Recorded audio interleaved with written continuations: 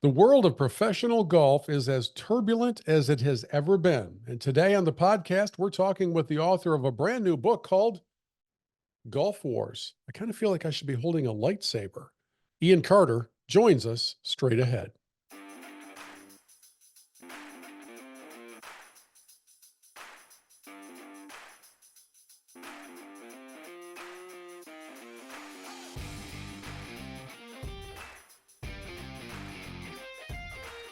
You know, the world of professional golf has been turbulent to say the least, but I have to be careful using the word turbulent because our guest, Iain Carter, has been living on an airplane here recently, and I don't want to wish any turbulence into your world. So you were just in the States for the Players Championship, now back home.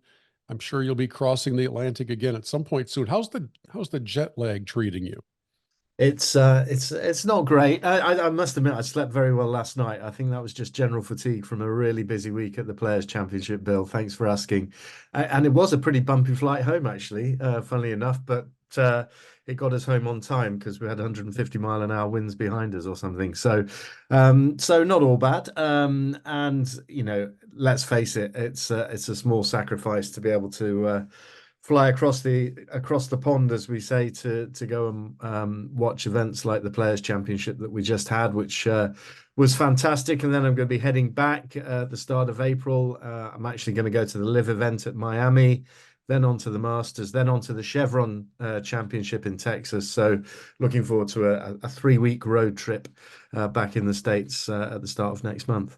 You know, we could probably do a pretty interesting podcast on travel tips because you are covering some serious miles, but you're also straddling between these two professional tour worlds. So the Players Championship is as opulent, as pristine, and as celebrated as any tournament that we have that wouldn't be, held in Augusta, Georgia.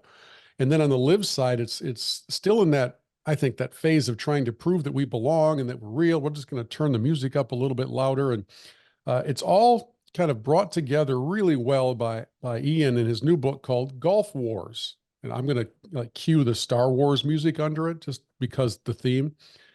What led you to try to bring some sense to all of this nonsensical jousting that's going on? Well, one thing let's clarify from the word go here, Bill, is if you're playing that music right now, you need to know I've never seen Star Wars, which is one of my biggest confessions on our podcast, The Chipping Forecast. No one can quite believe I've not seen Star Wars. But anyway, that's by the On, by. on all the flights you're taking, how do you not just throw it on the iPad once and watch it? Well, By the I way, probably should.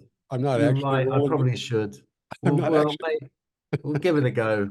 Yeah, I might just do that. But then, whenever I have this conversation, and we're digressing now, but that's what you do on pods. that's right. Um, whenever this conversation, people say yes, but you've got there's only certain Star Wars films that you should watch. You That's can't, true. you've got to go, you've got to go with the original, and then someone will say no, but the best thing to do is not to watch them in order. And I'm like, well, what am I supposed to do? So I'll stick to the Golf Wars instead. Well, two thoughts. One, I'm actually not rolling in the theme music because YouTube would strike it down and nobody would see the video version of our podcast conversation. And number two, the first movie I ever saw in a theater was the very first one that was released. I know it's episode 3 or whatever, but so that holds a special spot in my heart. Mm. Back to golf for a moment. Yes, What I what think led you, what led you into trying to capture this bizarre spin cycle of a golf world that we're in? well, it's funny. A literary agent with whom I did some work 14 years ago, the very first book that I ever wrote. She helped me on that, and she got in touch and said, "Hey, this live thing's very, very interesting. You should write a book on it."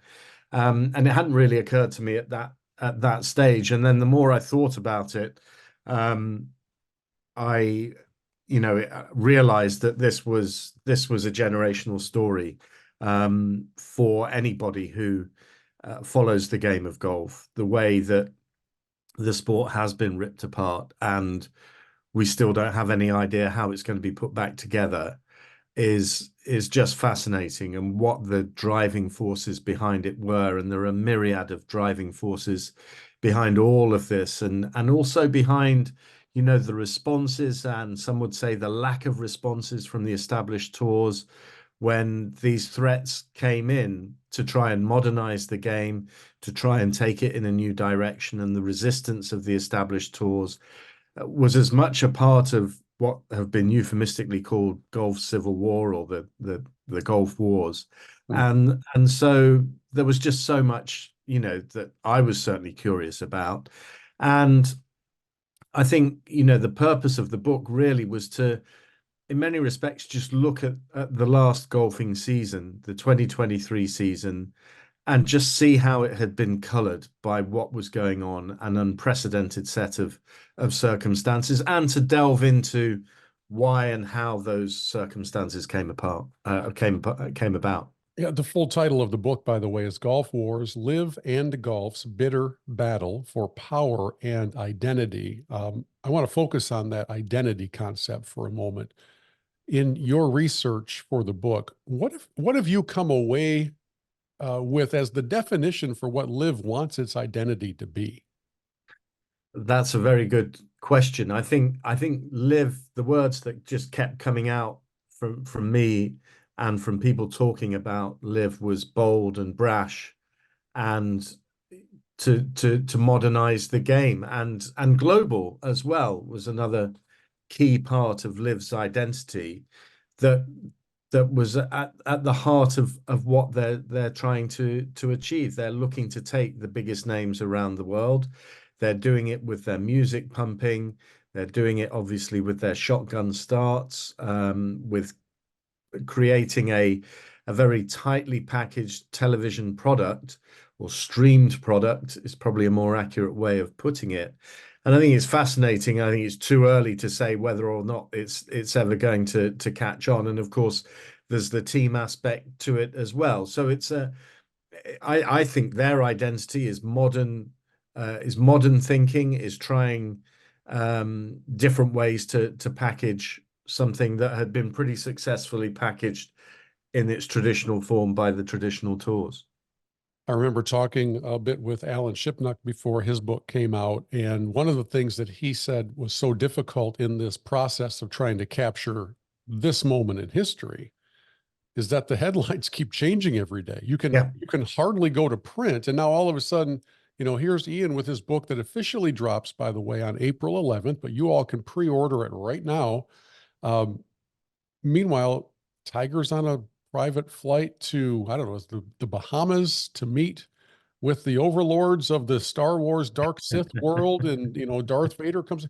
And so who knows what's going on there besides perhaps part of a round of golf, which, given the egos involved, perhaps that's one of the primary goals from the Saudis. I don't really know.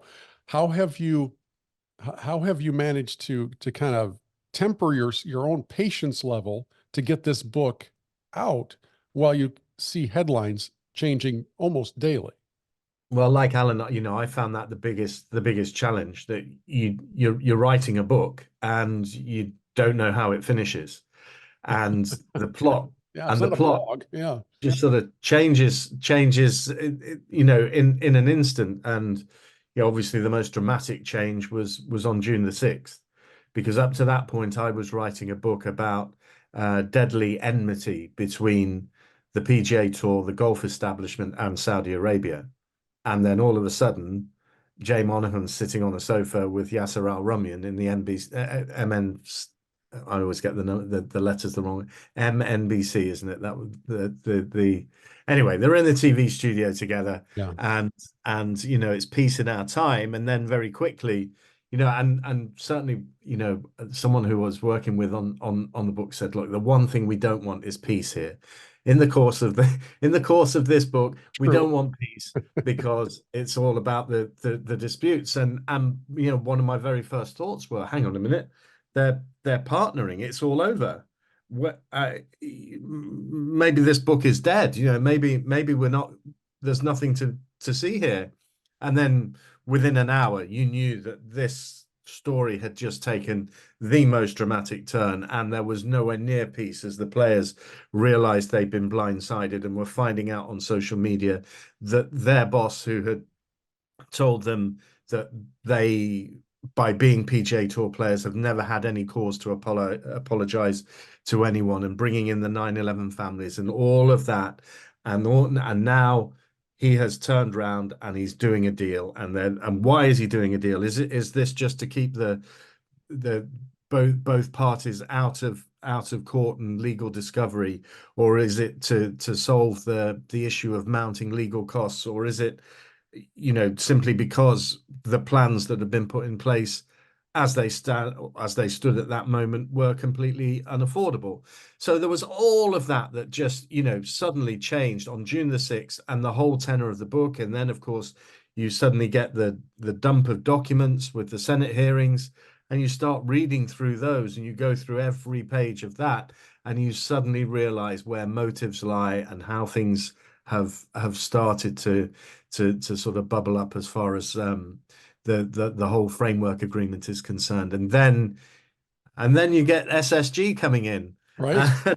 Out of nowhere. and Saudi seemingly going away. And you know, as for the time frame of the book, to answer that question, I decided that the arc would be around the Ryder Cup, Okay. because that was the focal point of that golfing year. It and the tours were being colored by what was happening with LIV, and how was it going to be affected. And from a sporting idealistic point of view, I really wanted to highlight that there are events in golf that are not all about the money, and the Ryder Cup is the biggest and the best example of that. And, you know, my conclusion in the book was that it proved itself priceless in that regard. Which is So interesting given how commercialized the Ryder Cup has become. totally, But I know what you mean. totally. And Yeah. I'm also wondering, as you started to examine the hostilities that exist throughout the formative stages of these two now rival leagues, Mm. I think at first the hostilities were largely the U.S. golf fan versus whoever would dare come in and upset the apple cart. But then when Monahan stepped in with his gross incompetence and his incredible deception to his own employers, the hostilities, I mean, it turned big. It made him perhaps the least popular commissioner in all of sports, which is saying a lot because we still have Roger Goodell. So where are those hostilities now as it pertains to the PGA Tour players? And the man who I'm still very surprised is still their commissioner.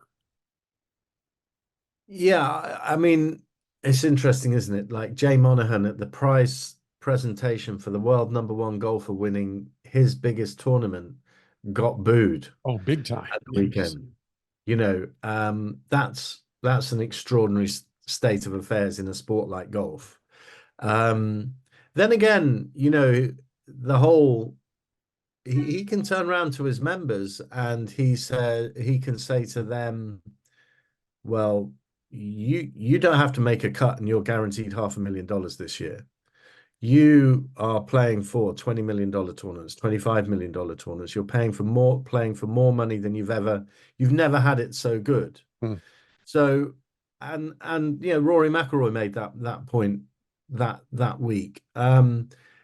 But so much of this has been spurred by Greg Norman, you know, who's another polarizing figure in all of this. And I do think that a lot of what he has done has been driven by what he tried to do in 1994 and failed, and Tim Fincham thwarted the world tour that Norman wanted to launch there. And that's, you know, that's a powerful driver for him, undoubtedly. So I'm not sure if I've answered your question because I can't quite remember what it was. Well, we're talking about the antipathy of the players towards Jay Monahan, and Yeah. if you're Yeah. surprised, he's still the commissioner. Yeah, I am quite surprised. Not that he's still the commissioner, but he's been able to double down on so many other things. You know, PGA Tour Enterprises has entered as an entity, and he's the chief executive of that as well. He Yeah, sits on the board. He got sits a on the board of promotion. yeah, he sits on the board of the DP World Tour. He sits on the board of DP World Tour Enterprise Productions as well. So you know, he's still got massive influence there. But then he's bolstered by some pretty powerful guys, you know, the Ed Hurleys and the Jimmy Dunns and people like that, who are influential figures in other areas of elite golf as well. So, and you know, if you talk to Keith Pelly, the outgoing chief executive of the DP World Tour, who I did last week, um, you know, he could not speak higher of Jay Monahan, and for to his integrity, to his business acumen, and all that he has achieved. So, you know, I think that's interesting. I think it's, you know, from the sidelines, we in the media have been able to lob in our hand grenades. We have been able to feed off players being showing antipathy towards the tour's management like never before. Xander Schauffele, he said it in Sawgrass last week, but he said it also at the Scottish Open last summer that, you know, Monahan had to earn an awful lot of trust still, and that trust had evaporated, and so did Scotty Scheffler, and so did Jordan Spieth. I remember that day vividly, and wrote about it in the book at the Scottish Open, where you're thinking, wow, this guy is under serious pressure, but he's still there. He is there, and I will put myself in the camp of those who are surprised that that's the case. Obviously, I'm not in the rooms, I'm not in the meetings, but it's been interesting to watch, for instance, Rory, who's one of my favorite characters and personalities in the world of golf. Obviously, a fantastic player. I think a very well-spoken guy who's very thoughtful. Sometimes he talks himself into corners, but I guess in some ways we all do from time to time. It's just not always in front of a room full of cameras. But Rory was the leading ambassador slash defender of the PGA Tour and was dropping some pretty direct commentary about players who had gone. And you'd see some of those sneak out on social media, or if you watched season one of Full Swing, you'd see a few things, especially about Phil. And then Jay's betrayal comes through. And I don't know if there was another player who was as directly impacted by that sudden heel turn.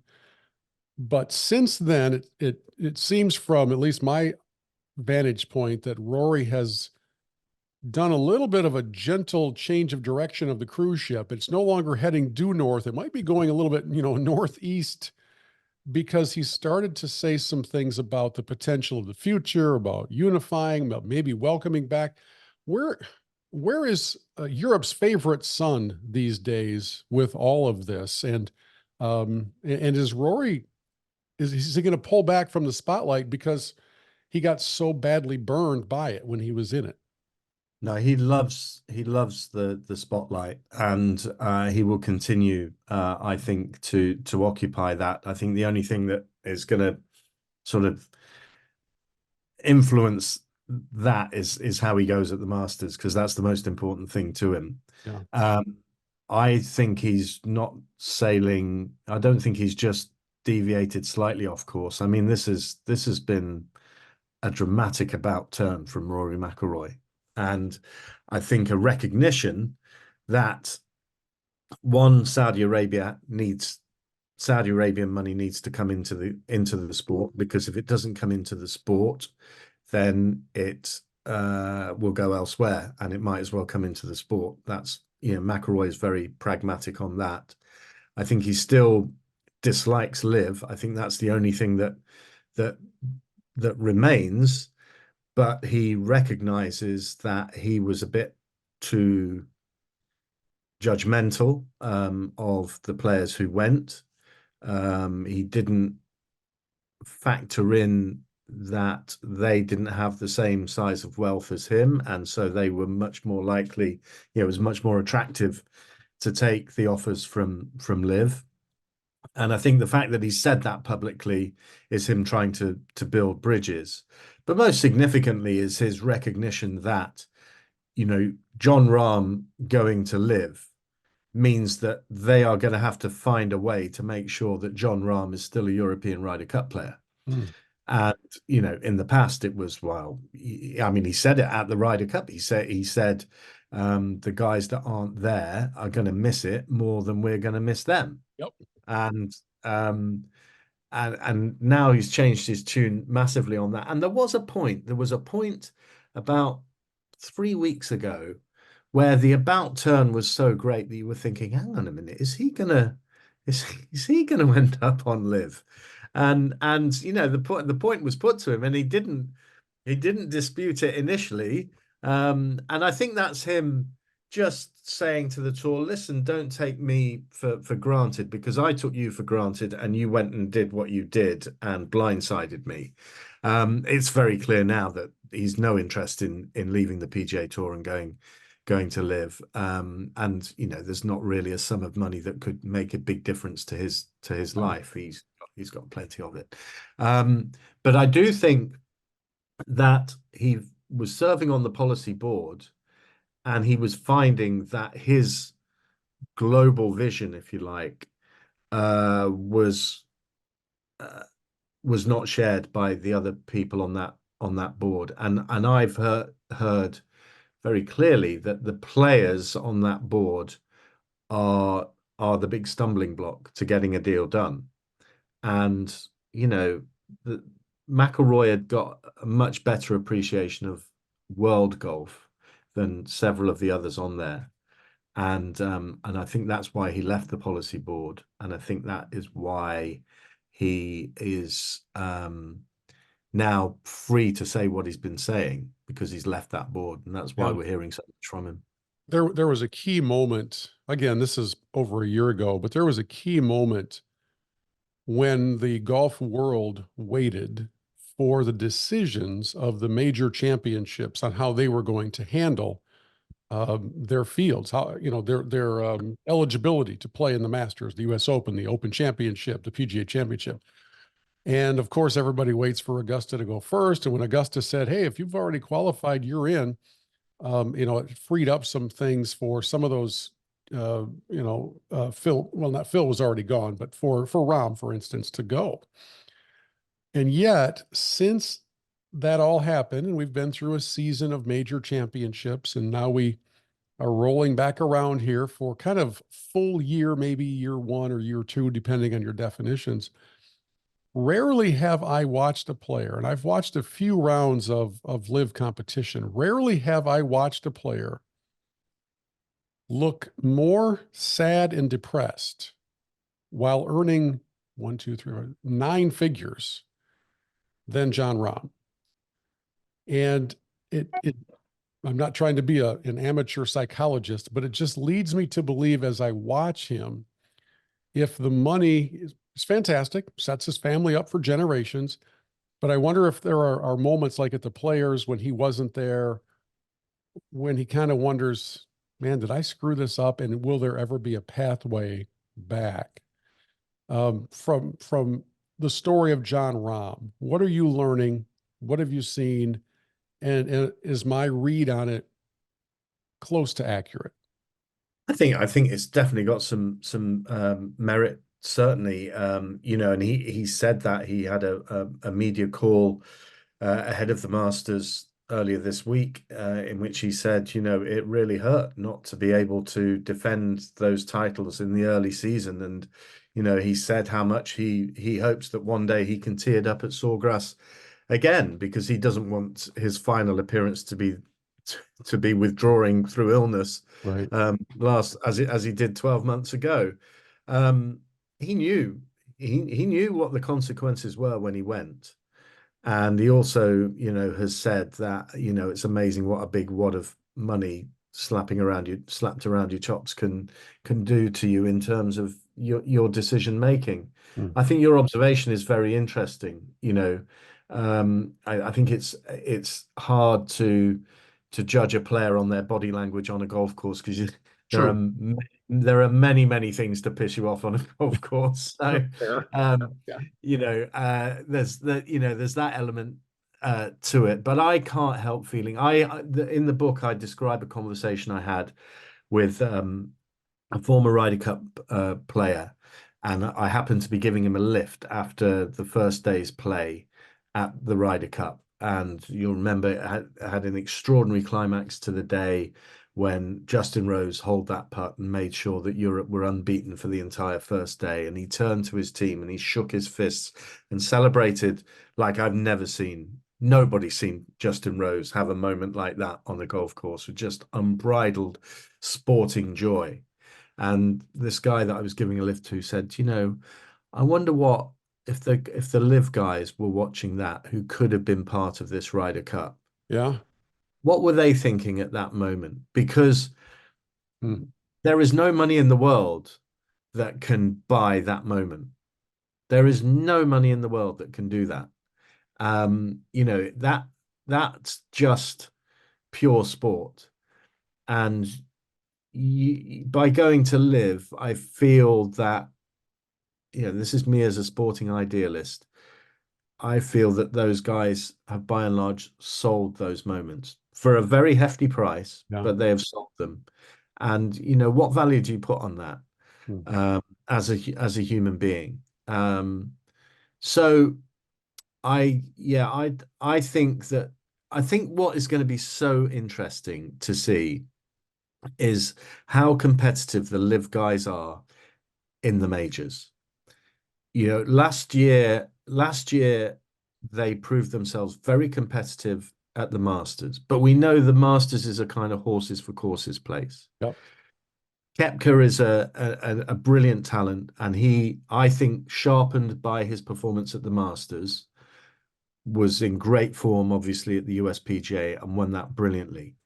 But by the time you got to mid-June and July, those LIV players had just played exclusively a diet of 54-hole golf, on the LIV format through the heart of the season, whereas their rivals had been playing 72-hole and picking and choosing their schedule as they want it, which LIV players can't do.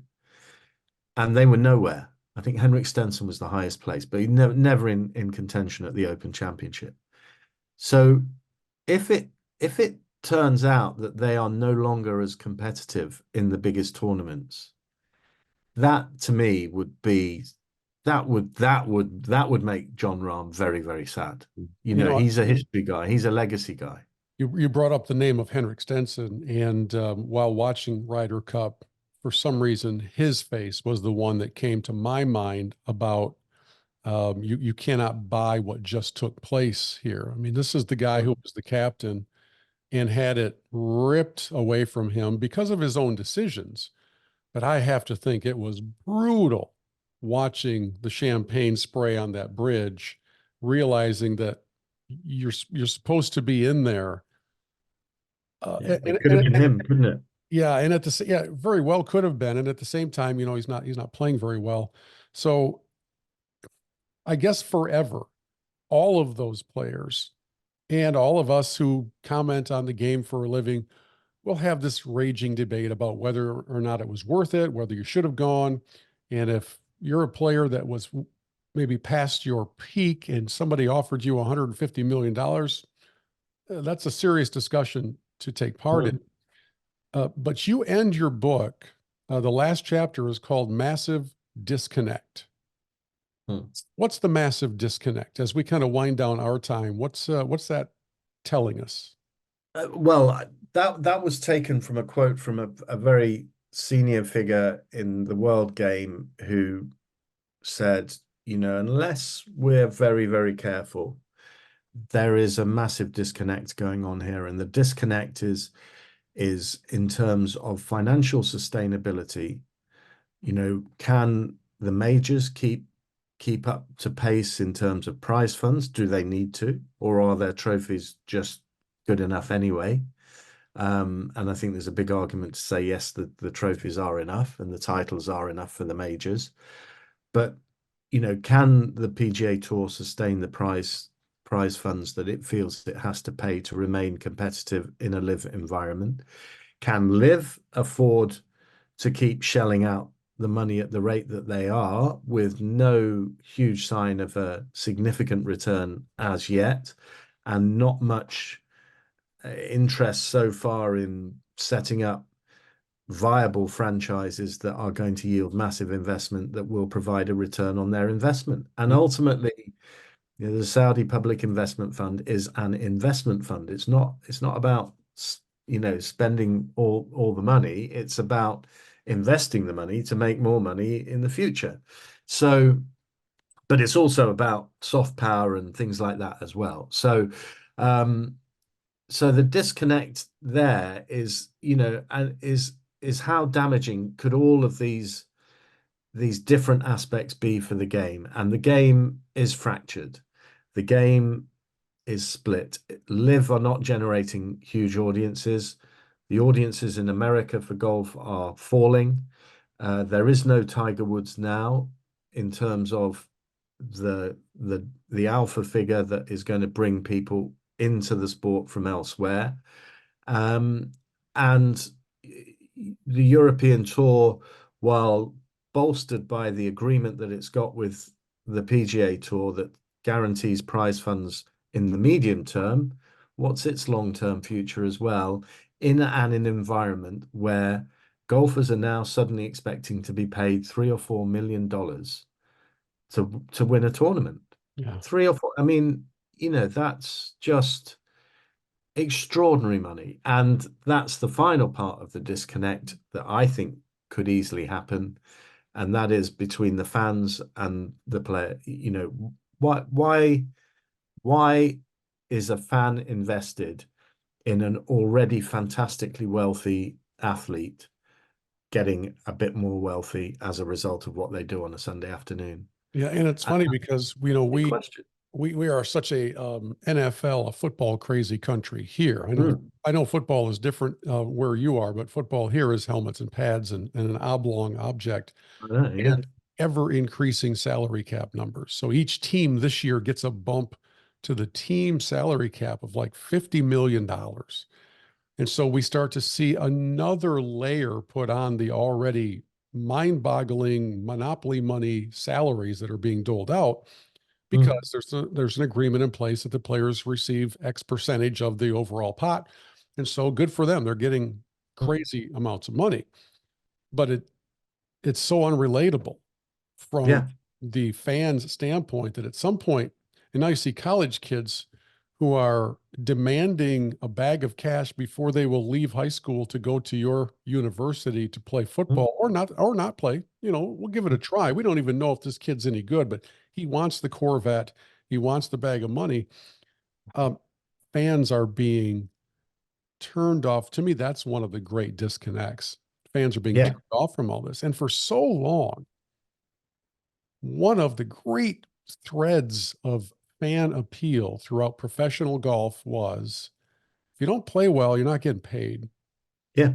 And that's gone too, right? So now the no cut events, both on LIV and there are several now on the PGA Tour. So now it's another layer of this elite barrier between if I didn't go to work, I'm not getting paid and that kind of thing.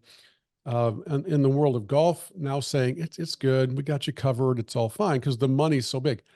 My long-winded question, Iain, is there a point at which somebody says, no, we're, we're not going to keep feeding the beast? Golf has already has invested or taken on debt for so much more dough than its valuation would merit that something's got to give. You cannot just deficit spend your way into relevance. And at some point, you might, as a player, you might want to prepare yourself for this jarring, frightening scene out of the horror movie where instead of playing for $4 million this week, it's only for 1.5 million. Mm. I Imagine, perish the thought. No, but it's, well, maybe that's what they call a correction, isn't it? Yeah. If that were to happen. And I do wonder, I talked to Josh Carpenter from the Wall Street Journal in the book, and he was making the point that, the golf agents now, they're expecting, as I say, the players to be receiving millions for winning tournaments. And he said, a NASCAR driver gets more spectators in the United States watching a race on a Sunday and is not getting anywhere near the same amount of money. So I think that's where golf has to be very, very careful going forward. And Jay Monahan talks about the importance of the fans, but the big problem that the game has is that every constituency is there to look after itself. And the tours, that means looking after the players, looking after the members, whether it's DP World Tour over here or the PGA Tour in America. That is their priority. It's not looking after the fans. Right. Masters is there to look after Augusta National. The R&A is there for the Open and to administer in a rule making kind of capacity and that sort of thing. Likewise, the USGA, the PGA of America has its own agenda, but there is no body overseeing everything and saying, whoa, hang on, guys. Just can't you see what's going on here?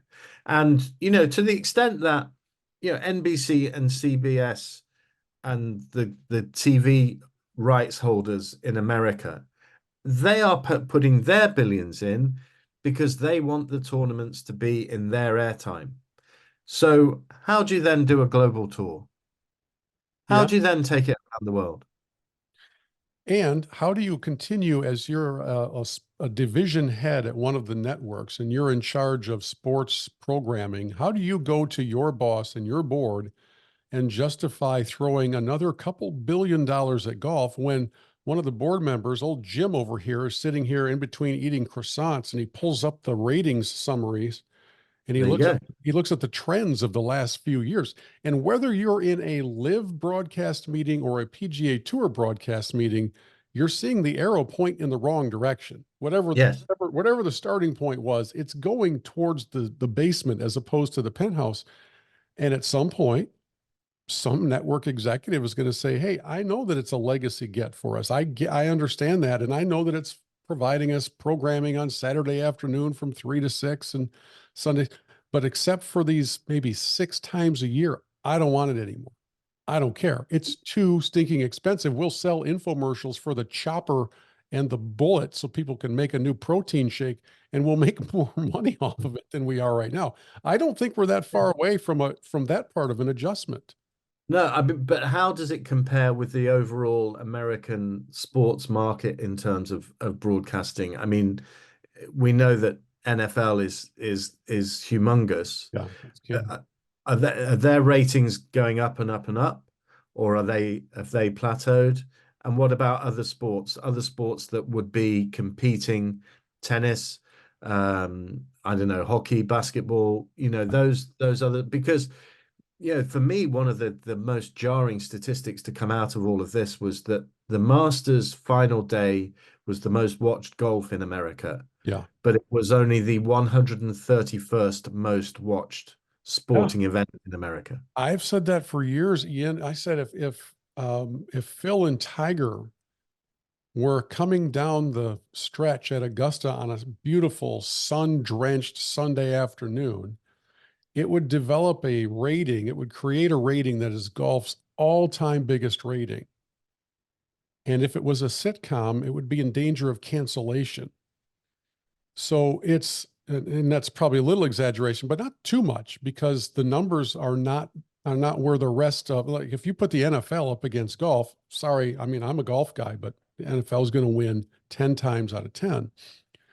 It seems like one of the great disconnections, at least from where I'm sitting, is that the expectation of the players has been outsized when you look at what they're actually delivering from an impact standpoint. The game is as popular, more popular maybe than at any time in a generation. You can't get a tee time in America pretty much anywhere ever since and during COVID. And the resurgence of the popularity of getting outside and all the great things about golf that we love, that's as strong as ever. Equipment sales are strong, every bit of it. But people are, I mean, you just have to monitor social media. You can see people are publicly declaring, I want nothing to do. I'm not going to watch anything. Wake me up when it's time for the Masters. I'll watch that. But otherwise, if you're the midweek normal run of the mill schedule on the PGA Tour tournament, if I'm the tournament director and I'm having to knock on the door of my title sponsors and say, hey, kind of tug at your tie a little bit, a little nervous, you got the flop sweat coming down like you're trying to sell them encyclopedias. And you're talking to them about having to almost double their sponsorship investment for an audience that is approaching half of where it was not that long ago. That is what I would call a tough sales pitch. Mm. Yeah, no, I agree. And you can see why Jay Monahan pivoted and thought, some Saudi money might be useful here. Yeah.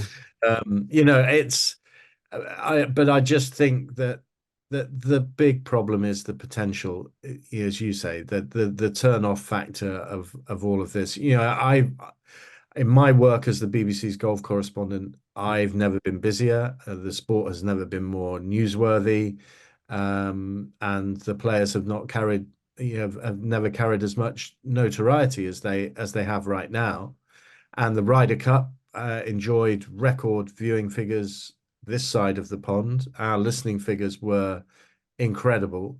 I mean, genuinely transcending and extraordinary.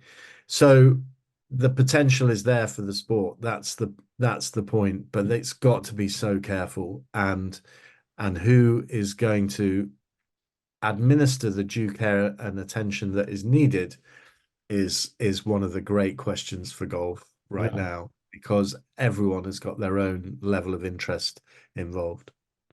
Well, here I promised you a few moments ago that we were winding down, and then I went off on a long ramble. So I was engaging. I will wind it down now and remind everybody that the book is called Golf Wars, Live in Golf's Bitter Battle for Power and Identity. You can pre-order it right now, and it officially comes out everywhere books are sold on April 11. Seems like it's well-timed. April 11, somewhere there's something else happening in the world of golf. Happening that week. It escapes me right now. But hey, thank you so much for your time and for the work you put into this. It's a great read, and hopefully folks will dive into it and kind of get that behind the scenes look at what's happening behind the scenes. That's very kind, Bill. Thank you very much indeed.